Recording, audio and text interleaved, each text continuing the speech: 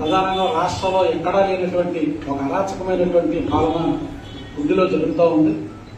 అంటే అభివృద్ధి అంటే పేదవాళ్ళ గృహాలు కూల్చేయడమే అభివృద్ధి అనేటువంటి ఒక కొత్త నినాదంతో ఇవాళ వృద్ధిలో నూతనమైనటువంటి అభివృద్ధి పాలనకే శ్రీకారం చుట్టినటువంటి పరిస్థితి మనం చూస్తా ఉన్నాం. చెప్పారు అన్ని విషయాలు, బట్ అన్నింటినీ కూడా మనం మళ్ళీ లోతుకి వెళ్లాల్సినటువంటి అవసరం లేదు. అంటే ఇవాళ ఆయన మాట్లాడుతున్నాడు రఘురామకృష్ణరాజు గారు. ఆయన చెప్తున్నది సుప్రీంకోర్టు ఆదేశాలు ఉన్నాయి. ఇవాళ చెరువు గొట్ల పైన కాలువ గొట్ల పైన ఆక్రమణ చేసి ఇళ్లు నిర్మించుకున్న వాళ్ళని తొలగించాలనేటువంటి సుప్రీంకోర్టు ఏదైతే చెప్పిందో దాన్నే నేను అమలుపరుస్తా ఉన్నాను. ఇందులో నాకు వ్యక్తిగతమైనటువంటి ప్రయోజనం లేదు. ఇక్కడ పరిశుభ్రమైనటువంటి నీరు, కలుషితం లేనటువంటిది ప్రజల కోసమే నేను ఈ పని చేస్తా ఉన్నాను. అది చట్టబద్ధంగా రాజ్యాంగబద్ధంగా సుప్రీంకోర్టు ఆదేశాల మేరకు చేస్తున్నామని ఆయన చెప్తా ఉన్నాడు. అదే సుప్రీంకోర్టు చెప్తా ఉంది. ఇవాళ చెరువు గొట్ల పైన కాలువ గొట్ల పైన ఎక్కడ ఇల్లు నిర్మించుకున్నా ఉన్న పేదవాళ్ళు కానీ పౌరులు కానీ వాళ్ళకి పునరావాసం కల్పించకుండా ప్రత్యామ్నాయం లేకుండా నిరాశ్రయం చేయడం అనేటువంటిది రాజ్యాంగ విరుద్ధం, చట్ట విరుద్ధం అని చెప్పి సుప్రీంకోర్టు చెప్తా ఉంది. నిజమే, సుప్రీంకోర్టు ఇచ్చినటువంటి ఆదేశాలు ఇవాళ ఎక్కడైతే ప్రభుత్వ భూములు కానీ ఇవాళ ట్యాంక్ బండ్స్ కానీ ఈ కాలువలు కానీ చెరువులు కానీ ఇరిగేషన్ కానీ డ్రైన్ పవర్ భూములు కానీ ఆక్రమించుకుని ఉంటే సుప్రీంకోర్టు ఆదేశాలను మీరు అమలు జరపాలనుకున్నప్పుడు అదే సుప్రీంకోర్టు ఇచ్చినటువంటి గైడెన్స్ ప్రకారం దాన్ని ఎందుకు మీరు పాటించట్లేదు? వాళ్ళు ఇల్లు కూల్ చేసేటప్పుడు వాళ్ళకి ప్రత్యామ్నాయం చూపించాలి, వాళ్ళకి పునరావాసం కల్పించాలి. వాళ్ళు నిరాశ్రయం చేసి రోడ్ల మీద పెట్టొద్దని చెప్పి అది చాలా మానవ హక్కుల ఉల్లంఘన అని చెప్పి సుప్రీంకోర్టు నొక్కి చెప్పినప్పుడు దానిని మాత్రం మీరు అమల్లోకి తీసుకోకుండా సుప్రీంకోర్టు చెప్పింది ఆక్రమణలో ఉన్నాడు మేము వాళ్ళని తొలగిస్తామని చెప్పి అది న్యాయబద్ధమని చెప్పి ఆయన చెప్పడం అంటే చాలా సిగ్గుచేటు. ఇవాళ రాష్ట్రంలో 170 నియోజకవర్గాల్లో ఒక నియోజకవర్గానికి సంబంధించినటువంటి ఎమ్మెల్యే ఆయన ఎన్నికైన దగ్గర నుంచి అభివృద్ధి పేరుతో పేదల గృహాలు కూలగొట్టడమే ఒక ధ్యేయంగా పెట్టుకొని కూలగొడతా ఉంటే ఈ జిల్లాలో ఉన్నటువంటి ఇన్ఛార్జి మంత్రులు కానీ ఈ జిల్లాలో ఉన్నటువంటి ఉన్నతాధికారులు కానీ లేదా రాష్ట్రాన్ని పరిపాలిస్తున్నటువంటి ముఖ్యమంత్రి కానీ ఇది సరైనటువంటిది కాదు అని చెప్పి దాన్ని ఖండించకుండా వాళ్ళు మిన్నకున్నాడు అంటే దీన్ని వాళ్ళు ఎంకరేజ్ చేయడం కాదా అని చెప్పి ప్రశ్నిస్తా ఉన్నాం. ఇది చట్టబద్ధమైనటువంటి రాజ్యాంగబద్ధమైనటువంటి పరిపాలన జరుగుతుందా? ఇక్కడ ఒక నియంతృత్వంతో కూడినటువంటి ఒక రాచరికమైనటువంటి పరిపాలన సాగుతుందా అనేటువంటి ప్రభుత్వం ఆలోచించాల్సినటువంటి అవసరం ఉంది. ఇది తప్పు అని ఎవరైనా చెప్తే ఆయన చట్టాన్ని రాజ్యాంగాన్ని అన్నింటినీ చేతిలో తీసుకొని ఇవాళ శ్రీనివాసరావు గారు లాంటి ఒక రాష్ట్ర నాయకుడు అన్ని పార్టీల చేత గౌరవించబడినటువంటి ఒక గొప్ప కమ్యూనిస్టు వామపక్ష నేత ఇక్కడ జరుగుతున్నటువంటి అరాచకాల పైన పరిశీలన చేసి ఇది తప్పు అని చెప్పినందుకు నువ్వు బతికిపోయావని చెప్పి మాట్లాడడం అనేది అంటే ఆయన హత్యలు చేసేదానికి మంటలు చేసేదానికి ఆయన స్థాయి దిగదార్చుకునేటువంటి పద్ధతి మనకు స్పష్టంగా కనపడతా ఉంది. అంటే నువ్వు బతికిపోయావనంటే ఈ సమాజంలో బతికించేటువంటి హక్కు నీ కొనసంలో నీ దయాదాక్షణ్యం మీద ఆధారపడి ఉందా? అంటే నువ్వు బతికిపోయావనేటువంటి వరుడు ఎంత తీవ్రమైనటువంటి పదజాలం ఆయన ఉపయోగించాడు. సరే, ముఖ్యమంత్రి స్థాయిలో ఉన్నటువంటి వాడు రాష్ట్ర స్థాయి రాజకీయ పార్టీలకి నాయకులు ఉన్నటువంటి వాళ్ళ పైన ఎట్లాంటి ఉల్లంఘన జరుగుతూ ఉంటే, ఎట్లాంటి దాడి జరుగుతూ ఉంటే, ఎట్లాంటి అమానుషమైన పద్ధతిలో వాళ్ళు వ్యాఖ్యలు చేసి విమర్శలు చేస్తూ ఉంటే రఘురామకృష్ణరాజు లాంటి వాళ్ళని ఖండించాల్సినటువంటి బాధ్యత ఈ ప్రభుత్వ అధినేతగా ముఖ్యమంత్రికి లేదా అని చెప్పి ప్రశ్నిస్తా ఉన్నాం. ఇది ప్రజాస్వామ్యం, ఇవాళ ఒక రాజ్యాంగం ఉంది, దీనికి అనుగుణమైనటువంటి పరిపాలన చేయాలి.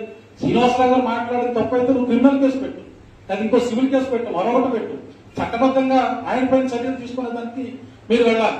శ్రీనివాసరావు నువ్వు బతికిపోయావని చెప్పి మాట్లాడటం అంటే అది అంత అహంకారపూరితమైనటువంటి అంటే ఈ ప్రశ్నించే వాళ్ళని విమర్శించే వాళ్ళని మీ తప్పుల్ని నిలదీసేటువంటి వాళ్ళని బతకలేకపోవడానికి అర్థమాంచడమైనటువంటి ఒక సంకేతం మిగిలినటువంటి అందరికీ కూడా మీరు ఇస్తా ఉన్నారని చెప్పి మేము ప్రశ్నిస్తా ఉన్నాం.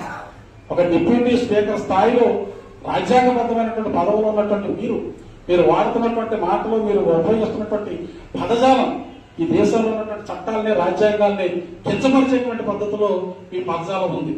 మీరు హుందాగా ఉండాల్సినటువంటి వ్యక్తి, ఒక సభని ఈ రాష్ట్రాన్ని ఒక మంచి పద్ధతిలో నడిపించాల్సినటువంటి స్థానంలో ఉన్నటువంటి వ్యక్తి ఒక వీధి ఇంకా మనం మాట్లాడడానికి కూడా మన భాష ఆయన లాంటి భాష మనం ఉపయోగించలేదు. అంటే అంత చౌకబారు ప్రకటన చేయడం, ఒక మామూలు స్థాయి వ్యక్తి కన్నా దిగజారి మాట్లాడడం అని అంటే ఇది మీరు పునరాలోచించి చూసుకోవాలి. ఎట్లాంటి మాటలు మాట్లాడే వాళ్ళని మీరు నియంత్రించాలి. గతంలో కూడా చంద్రబాబు నాయుడు రాష్ట్ర ముఖ్యమంత్రి అయిన తర్వాత చింతమనేని ప్రభాకర్ లాంటి వాడు వనజాక్షి లాంటి అమ్మాయిలపై దాడి చేసినటువంటి కారణంగా అలాంటి వాళ్ళు అనేక మంది చేసినటువంటి కారణంగా 5 ఏళ్ల పాటు మళ్ళీ మీరు పరిపాలన దూరమైనటువంటి గమనం దాన్ని గమనంలో తీసుకోవాల్సిన అవసరం ఉంది. ఎట్లాంటి రఘురామకృష్ణరాజు గారు లాంటి వాళ్ళు వాళ్ళ పేదలకు వ్యతిరేకంగా పేదల పక్షాన పోరాటం చేసేటువంటి చట్టబద్ధంగా పోరాటం చేసేటువంటి నాయకులకు వ్యతిరేకంగా ఆయన ఇష్టామైనటువంటి రీతిలో నియంత్రణ పద్ధతిలో మాట్లాడుతూ అవమానకరంగా మాట్లాడుతూ పేద ప్రజలను రోడ్లు పాలు చేస్తున్నటువంటి పరిస్థితి ఈ ప్రభుత్వం మూల్యం చెల్లించుకోవడం తప్పదని చెప్పి ఈ ప్రభుత్వాలు హెచ్చరిస్తా ఉన్నాం. ఇది సరైనటువంటి పద్ధతి కాదు. ఈ రాష్ట్రంలో అలాంటి అరాచకమైనటువంటి పరిస్థితులు ఈ రాష్ట్రంలో గతంలో ఎప్పుడూ లేవు. ఈవేళ ఒక నూతనమైనటువంటి అరాచకమైనటువంటి పరిపాలనకి ఇక్కడ శ్రీకారం చుట్టడం అంటే ఈ రాష్ట్రానికే మంచిది కాదనేటువంటిది ప్రభుత్వం గమనంలో తీసుకోవాలి. అట్లాంటి వ్యక్తి పైన రాష్ట్ర ముఖ్యమంత్రి రాష్ట్ర ప్రభుత్వం చర్యలు తీసుకోవాల్సినటువంటి అవసరం ఉంది. ఇవాళ జిల్లా కలెక్టర్ గారి స్థాయిలో కూడా దీన్ని ఆయన ముందు పెట్టినప్పుడు ఇవాళ ప్రభుత్వాలకు సంబంధించి లేకపోతే ప్రభుత్వ భూములకు సంబంధించి పరిరక్షించుకోవడం కోసం తీసుకోవాల్సిన చర్యలు తీసుకునేటప్పుడు వాళ్ళ పూర్తి స్థాయి నిరాశ్రయాలు కాకుండా వాళ్ళ ప్రత్యామ్నాయం చూపించి ఇవ్వాల్సినటువంటి అవసరం ఉంది. ఇప్పుడు వాళ్ళు చెప్తా ఉన్నాడు ఆయన మేము అందరికీ ప్రత్యామ్నాయం కల్పించామని చెప్పి వాళ్ళ ప్రత్యామ్నాయం కల్పించినట్లయితే ఇవాళ బహిరంగ విచారణకు రమ్మని చెప్తా ఉన్నాం. మీ అధికారులు పిలిపించండి. ఎవరికి ప్రత్యామ్నాయం చూపించారు, ఎంతమంది ఇళ్ళు ఉన్నాయి, ఇక్కడ ఎంతమందికి ఇళ్ల స్థలాలు ఇచ్చారు, ఇచ్చినటువంటి ఇల్లు నిర్మించుకునేదానికి ఎంత అనువుగా ఉన్నటువంటి పరిస్థితులు ఉన్నాయి. వీటన్నింటినీ గమనంలోకి తీసుకోకుండా ఒక అసత్యమైనటువంటి దుష్ప్రచారం చేస్తూ ఇవాళ నేను అభివృద్ధి కోసమే నేను ఇవన్నీ చేస్తా ఉన్నాననేటువంటిది చెప్తా ఉన్నాను. మరొక పద్ధతిలోనేమో కలుషితం చేస్తా ఉన్నారు ఈ కాలువ జలాలని చెప్తా ఉన్నారు. ఈవేళ జిల్లాలో ఉన్నటువంటి లేదా రాష్ట్రంలో ఉన్నటువంటి గోదావరి నీటి జలాల దగ్గర నుంచి వెస్టర్న్ డెల్టా దగ్గర నుంచి మొదలుపెట్టి ఇక్కడ కాలువల్లోకి వస్తున్నటువంటి నీరు కలుషితం అవుతున్నటువంటి కారణాలు మీకు తెలియదని చెప్పి అడుగుతా ఉన్నాం. వాళ్ళ పెద్ద పెద్ద పరిశ్రమలు వాళ్ళ వ్యర్థ పదార్థాలు ట్రీట్మెంట్ ప్లాంట్లు పెట్టకుండా రాత్రికి రాత్రి కాలువల్లో వదిలేస్తా ఉన్నారు. పశ్చిమ ప్రధాన డెల్టా కాలువలు ఆ నీరు వాళ్ళ భీమవరం దాకా ఉండి దాకా వస్తా ఉన్నాయి. ఈ నీళ్లను కలుషితం చేస్తున్నటువంటి వాళ్ళు పెద్ద పెద్ద బడా పారిశ్రామికవేత్తలు పరిశ్రమల యజమానులు ఇవాళ నిబంధనలన్నింటినీ కూడా తొంగలో తొక్కి వాళ్ళ వ్యర్థాలన్నింటినీ కూడా తాగునీరు సాగునీరు పనికి రాకుండా చేస్తున్నటువంటి జనాలకి వాళ్ళ పరిశ్రమలకు సంబంధించినటువంటి వాళ్ళపైన ఎలాంటి చర్యలు తీసుకున్నారని చెప్పి అడుగుతా ఉన్నాం. ఇవాళ వాళ్ళ పరిశ్రమల నుంచి వస్తున్నటువంటి వ్యర్థాల కారణంగా ఇవాళ నీటి కాలుష్యం జరుగుతూ ఉంది. ఇవాళ విద్యాసంస్థ దగ్గర ఉన్నటువంటి వెస్టర్న్ డెల్టా ఎక్స్ప్లోజివ్స్ దగ్గర నుంచి మొదలుపెట్టి ఇవాళ అనేక కోళ్ల ఫారాలు అనేకమైనటువంటి పరిశ్రమలు ఇవాళ చనిపోతున్నటువంటి జంతు కళేబాలను అన్నింటినీ కూడా కాలంలో వేసి ఇవాళ నీటిని కలుషితం చేస్తున్న పరిస్థితి చిన్న పిల్లల్ని అడిగితే చెబుతారు. ఇవాళ కేవలం ఉండి దగ్గర పాలకొడేరు దగ్గర ఒక 100 మందో 50 మందో గుడుసులు వేసుకొని ఆ గుడుసులు కూల్చేస్తే మొత్తం ఇక్కడంతా పరిశుభ్రత అయిపోతుంది, ఇక్కడ పొల్యూషన్ మేము కంట్రోల్ చేస్తున్నాం అనేటువంటి పద్ధతుల్లో మాట్లాడమంటే మీ అవివేకమా లేకపోతే దురహంకారం అని చెప్పి మాట్లాడుతా ఉన్నాం. ఇవాళ నిరంగా కాలుష్యాన్ని నియంత్రించేదానికి మేమందరం కూడా సహకరించడానికి సిద్ధంగా ఉన్నాం. ఈ కాలుష్యాన్ని నిలుస్తున్నటువంటి వాటర్ని ఎవరైతే కలుషితం చేస్తా ఉన్నటువంటి వాటిపైన మీరు చర్యలు తీసుకోవడానికి ఇవాళ ఏపీ కాలుష్యం నియంత్రణ మండలి బోర్డు ఉంది. ఇవాళ పొల్యూషన్ నియంత్రించే దానికోసం మీరు ఇవాళ ఎక్కడైతే పొల్యూషన్ జరుగుతుందో దానిపైన చిత్తశుద్ధితో పనిచేయమని చెప్పి మిమ్మల్ని డిమాండ్ చేస్తా ఉన్నాం. కేవలం ఏదో ఒక పేరుతోటి ఏదో కుక్క చెప్పాలంటే పిచ్చి కుక్కని పేరు పెట్టాలనే పద్ధతిలో ఇక్కడ ఉన్నటువంటి 50 మంది 100 మంది ఆ గృహాల కారణంగానే మొత్తం ఈ జలాలన్నీ కాలుష్యం అయిపోతూ ఉన్నాయి. అందుకే కొంచెం మొత్తం ప్రజలందరి యొక్క ప్రయోజనాల కోసం చెప్పడం అంటే చాలా దారుణమైనటువంటి అంశం. ఇది సరైనటువంటి పద్ధతి కాదు. మీరు మాట్లాడుతున్నటువంటి మాటలు సరైనటువంటి పద్ధతి కాదు. మీరు ఒక గౌరవప్రదమైనటువంటి ప్రజాప్రతినిధిగా చట్టబద్ధమైనటువంటి రాజ్యాంగబద్ధమైనటువంటి పదవులు ఉన్నటువంటి మీరు ఇతర రాజకీయ పార్టీని గౌరవించాల్సినటువంటి అవసరం ఉంది. ప్రజల కోసం పనిచేసేటువంటి వాడు కమ్యూనిస్టులు వేరే చెప్తా ఉన్నారు. ఒక పక్క ఏమో శ్రీనివాసరావు బతికిపోయేవాళ్ళతో మాట్లాడుతూ ఒక పక్క నేను కమ్యూనిస్టుని అమితంగా ప్రేమిస్తాను, కమ్యూనిస్టు అంటే అనలేని గౌరవం ఉంది నాకు, ప్రజల కోసం పోరాడేవాడిని కమ్యూనిస్టులు అని చెప్పి మరో పక్క చెప్తా ఉన్నాను. మరో పక్క ఏమో కమ్యూనిస్టుల పైన వ్యక్తిగతమైనటువంటి దాడికి తిరిగి బెదిరింపులకు పాల్పడుతూ ఉంటారు. ఇదేమి పరిస్థితి అని చెప్పి ప్రశ్నిస్తా ఉన్నాం. ఇది ఎంత మాత్రం సమర్థనీయ కాదు, సరైనది కాదు. ప్రజలు చూస్తూ ఊరుకోరు. నియంత్రణకు కూల్చేసినటువంటి ప్రజాస్వామ్యం ఇది. వీళ్ళ నియంతృత్వానికి ఎండాకాలం సాగేటువంటి పరిస్థితి ఉండదు. ప్రజలు మీ పరిపాలనని మీ విధానాలని మీ మాట్లాడేటువంటి పద్ధతులను గమనిస్తా ఉన్నారు. మీరు హుందాగా మాట్లాడాల్సినటువంటి అవసరం ఉంది, చట్టాలను కాపాడవలసినటువంటి అవసరం ఉంది.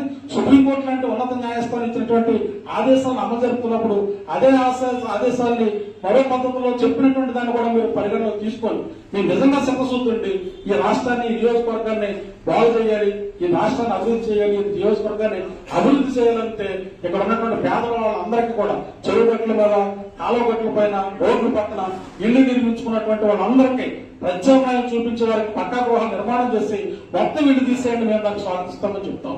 అది సుప్రీంకోర్టు చెప్పింది. అంతేగాని అక్కడ ప్రత్యామ్నాయం చూపకుండా వీళ్ళు మొత్తం మీరు ఇల్లు ధ్వంసం చేయండి అని చెప్పి కోర్టు చెప్పింది. అదే నేను అమలు చెప్పానని చెప్పడం అంటే అది చాలా అన్యాయమైనటువంటి అంశం. మీరు ప్రజలు గమనిస్తా ఉన్నారు. ఈ పద్ధతి ఎల్లకాలం సాగు, మీరు తగిన మూల్యం చెల్లించుకోవాల్సి వస్తుంది. మూల్యం చెల్లించుకోవడం మీరు మాత్రమే కాదు, మీలాంటి వాళ్ళని సమర్థిస్తున్నందుకు, మీలాంటి వాళ్ళు చేస్తున్నటువంటి తప్పులు ఖండించినందుకు, మిమ్మల్ని నియంత్రణలో పెట్టలేనందుకు ఈ రాష్ట్ర ప్రభుత్వం కూడా తగిన మూల్యం చెల్లించుకునేటువంటి పరిస్థితి పునరావృతం అవుతుందని చెప్పి చెబుతూ, ఈ దీనికోసం సిపిఎం చేస్తున్నటువంటి పోరాటం నిజంగా అభినందనీయం. మీరు చేసేటువంటి న్యాయమైనటువంటి పేదల పక్షం జరుగుతున్నటువంటి పోరాటానికి సిపిఐ పార్టీగా పూర్తి సంఘీభావాన్ని తెలియజేస్తా ఉన్నాం.